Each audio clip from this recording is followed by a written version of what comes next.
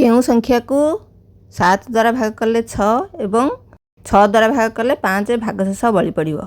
ए question रा solve आम किपरि करिबा ना ए क्वेश्चन रा सॉल्व करिया पूर्व प्रथमे आमे गोटे संख्या निर्णय करिबा जहा कि उभय 6 एवं 7 द्वारा संपूर्ण विभाज्य। ताले केमिति निर्णय करिबा आमे 6 आउ 7 रो लसागु नै गले हमकु मिली जिवो से संख्याटी जे संख्याटी उभय 6 एवं 7 द्वारा विभाज्य। ताले 6 एवं 7 रो लसागु केते ना 6 एवं 7 दुईटी जाक संख्या परस्पर मौलिक संख्या होइतुआरु ए संख्या दुईटी के गुणी देले हमकु सेमानकर लसागु मिली जिवो। ताले 6 सत्ता होची 42 42 जो संख्याटी से संख्याटी उभय 7 एवं 6 द्वारा संपूर्ण रूपे विभाज्य। कारण 42 को 7 द्वारा भाग कले हला 6 एवं 42 को 6 द्वारा भाग कले हला केते 7। ताले ए संख्याटी हमकु मिली गला 42।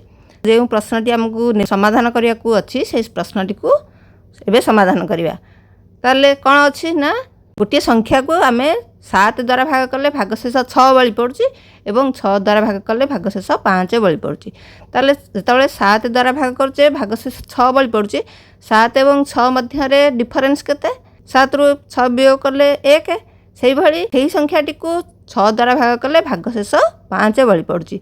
ताले एवं बे एई 6 एवं 5 मध्य रे डिफरेंस केते 6 एवं 5 मध्य रे डिफरेंस मध्य 1 हेउची।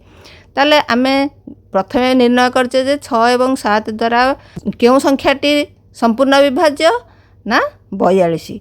एबे आमे कोन करबा ना से 42 रु 1 वियोग कर द वियोग कले केते हला ना 41।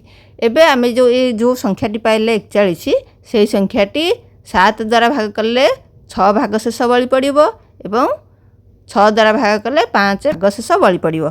चलो परीक्षा करके देखिबा आम उत्तर ठीक कि भूल। ताले 41 को 7 द्वारा भाग कले केते हला ना 7 पंचा 35। 41 रु 35 वियोग कले होची केते 6। सेही भली 41 को 6 द्वारा भाग करिबा भाग कले केते होची ना 636। 41 रु 6 वियोग कले केते होची 5 बळी पड़ुची। ताले 41 को 7 द्वारा भाग कले 6 एवं 6 द्वारा भाग कले 5 हमरो भागशेष मिलुची। ताले आम आंसर ठीक ना भूल।